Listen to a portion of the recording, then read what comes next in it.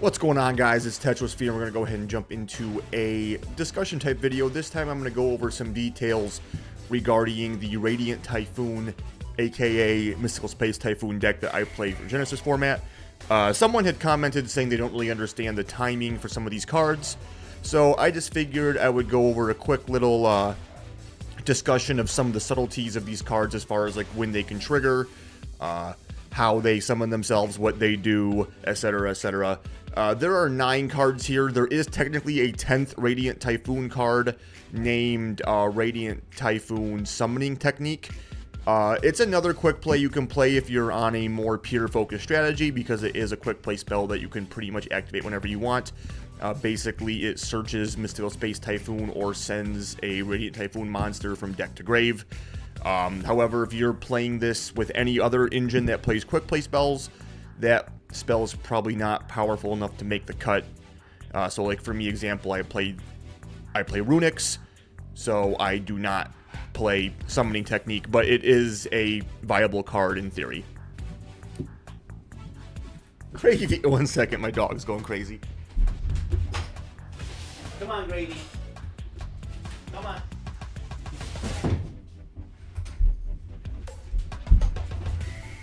Alright, now that both doggies have joined the chat, and with the preamble out of the way, let's go ahead and get on in to the discussion. So I have the top 3 up here, being the one that all have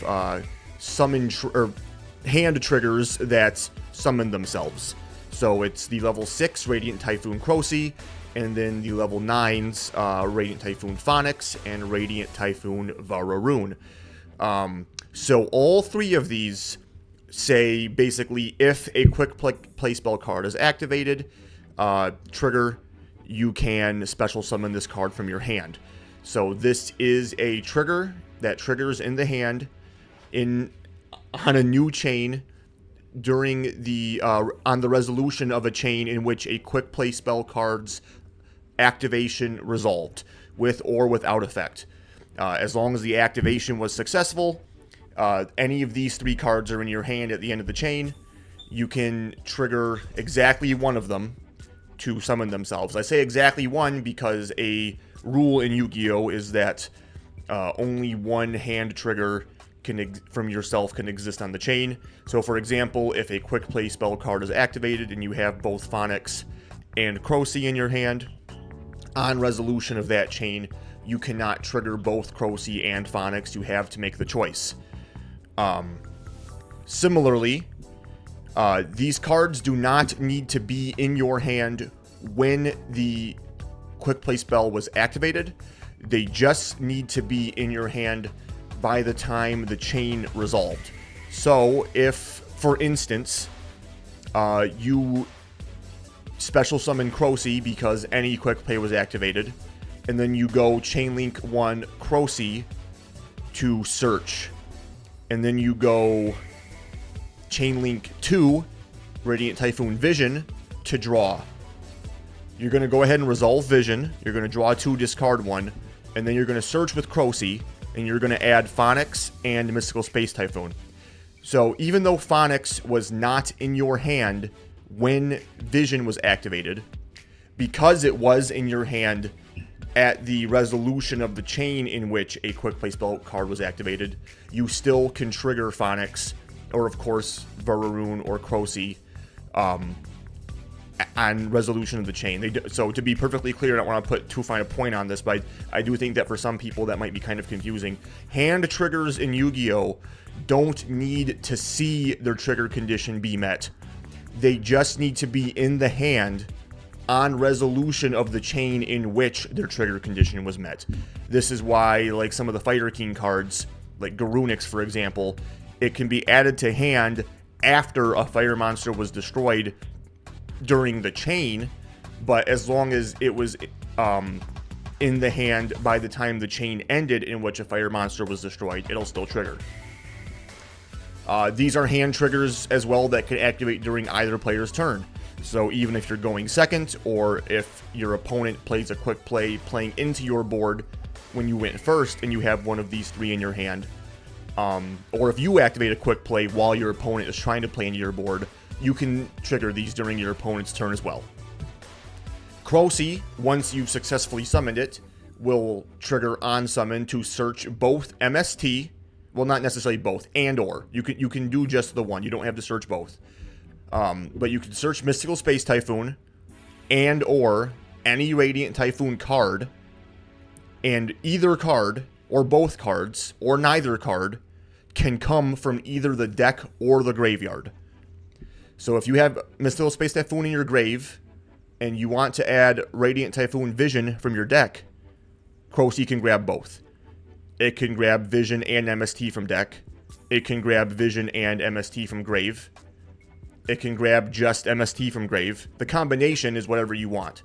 But the point being, you have access to both the graveyard and the deck for both a Mystical Space Typhoon and a Radiant Typhoon card. Once you've conducted this search, you are locked into special summoning wind monsters. So the very important thing here, in terms of certain hand traps that you might play alongside Crocy, such as Vados or Nibiru, you want to make sure that you're triggering Crocy after you have used those effects, because if you use Crocy, you will not then, well, in principle you could summon Crocy, but once you search with Crocy, you cannot in that turn activate Nibiru or Vados. So that's pretty much the subtleties of Crocy. Let's move on to Radiant Typhoon Phonix, which I would say in terms of disruption is probably the most powerful Radiant Typhoon card. It's also quite large at 3,000 attack. As discussed, it summons itself on the trigger effect when if a quick play was activated in the previous chain. On a new chain, during on resolution of a chain in which a quick play spell was activated and Phonix was on the field to see the activation, Phonix will trigger, or can trigger, to target 2 cards your opponent controls and shuffle them into the deck. Similarly, Radiant Typhoon Vararoon will summon itself if a quick play was activated. Its effect is much more defensive. It does not have any attack, but it has 3,000 defense. And as long as you have Mystical Space Typhoon in your grave, it is a once per turn monster effect negate. And if you have 2 copies of Mystical Space Typhoon in your grave, you can also choose to destroy the monster whose effect you're negating. Both of these 2 monsters share an effect that if Mystical Space Typhoon is activated while they are in the graveyard, you can special summon them from the graveyard. Now, this is on a different effect from the hand trigger summon, so the one only per chain rule does not apply. You can activate both of these effects to summon themselves from the graveyard in the same chain off of one Mystical Space Typhoon activation. Moving on now to the little guys, the level 3s. We have Radiant Typhoon Swen, Eldum, and Megala. Swen and Eldum are the high-quality starters. Megala is a very high-quality extender. All 3 of them share an inherent summoning condition, so in contrast to the others which summon themselves off of a triggered effect, these 3 are able to inherently special summon themselves from the hand, much more comparable to a Ryziel. So all 3 of them share the inherent summoning condition that if your opponent controls no spells or traps, or you have Mystical Space Typhoon in grave, you can special summon them. Eldum and Swen both perform a search on summon. Swen searches a Radiant Typhoon spell or trap, and Eldum searches a Radiant Typhoon monster, or either of them can search Mystical Space Typhoon. So if you don't need a monster, Eldum can search MST. If you don't need a spell, Swen can search MST. That's pretty much covers those. There aren't really any subtleties there. The other one here is Radiant Typhoon Megala, which is typically played at 1 because she is not a starter. However, she is an extremely high-quality extender. I try to get her on the board whenever I can. She's also a very high-quality end-board piece. So we already know her inherent summoning condition. Her effect is if a Radiant Typhoon spell card, or quick play spell card, or Mystical Space Typhoon is activated while she's on the field, in a new chain, she can trigger to special summon a Radiant Typhoon monster from your deck that does not have the same name as one you already control. And this effect also locks you into wind monsters. So you know, obviously, if you activate Chant or Vision or Mystical Space Typhoon, or if you're playing Summoning Technique, you can activate Summoning Technique. If Megala is on field to see the activation is successful, you can trigger Megala to special summon any of these other 5 cards from your deck, as long as you don't already control one. So there are definitely some game states where Megala is a very good way to get into Crocy, if maybe your Eldam was negated, or if Crocy got negated, Megala can get you into Phonix or Veraroon, etc., etc., or Swen if you need access to a spell. Megala pretty much just brings the whole thing together along. Crocy and Megala are like the centerpieces of the strategy, which makes sense that's why they windlock you. They're both the enablers, the ones that access what you need from the deck. Crocy by searching, Megala by special summoning. Moving on to the spells and trap. Again, there is also Summoning Technique, but it's not a very commonly played card. You pretty much would only play it if you're not playing Runics, I would think, or some other quick play engine.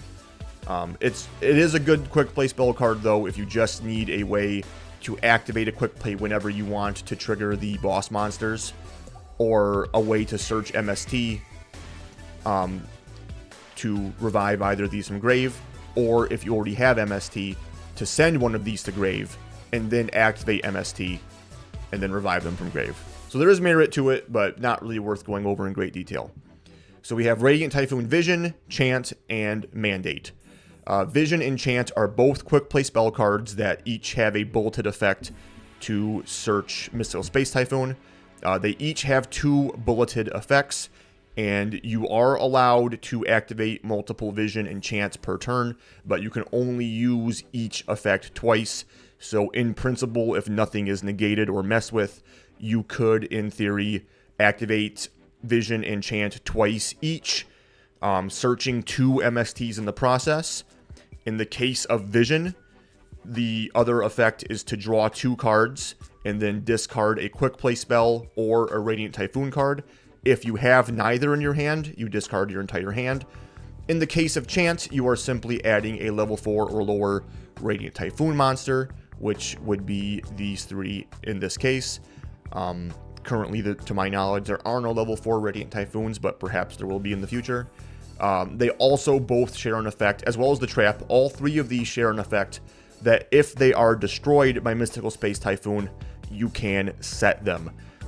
The basic purpose of that is that if your opponent is not playing a deck that MST is good into because they don't play any back row, that could in principle hamper a lot of your triggers, because if you can't ever get good value out of activating MST, you might not be able to trigger Megala, and you're not going to be able to revive Phonix and Veraroon from grave. But because all 3 of these set themselves when destroyed by MST, you always have a card that you can destroy with MST and just get the card right back and then trigger your other effects. So with that out of the way, the only other effect we need to discuss here is the effect of Radiant Typhoon Mandate, which has 2 effects. One of them is once per turn, and the other one is once per chain. The one that is once per turn is that you can target 3 quick play spells in your graveyard, including a Radiant Typhoon card, shuffle all 3 into the deck, you're going to draw a card, and all wind monsters you control will gain 300 attack and defense for the rest of this turn. To be clear, this is not currently control. It is a lingering effect. Wind monsters that you summon later in the turn after this effect has resolved will also gain that stat boost. The other effect is once per chain, and basically on a quick effect, if MST or when MST was activated, you can chain Mandate to it to target a card or a face-up card your opponent controls and negate its effects. Not until the end of the turn, it just straight up negates its effects until it leaves the field. So this is a way you can actually use MST to negate a card. It does not need to be the card that MST is targeting. So if you're targeting, say, a continuous spell whose effect is not going to resolve anyway because MST is going to remove it from the field before it can resolve successfully, you can then chain Mandate to negate another card that you find to be a problem. I guess that's basically it. I really hope this helped you guys out as far as understanding the subtleties of these cards, their timing, when they trigger, what they can do, how they work together. Basically all these cards kind of access each other. Eldum can search Swen, which can search Chant, which can search Megala, which can summon Crocy, which can search Fine, etc., etc. Basically, you can go to any of these cards and get to the other cards with it. I guess with the exception of like Mandate and the level 9s. But regardless, I really hope this helped you guys out once again. Thank you so much for watching. We will see you in the next one. Peace.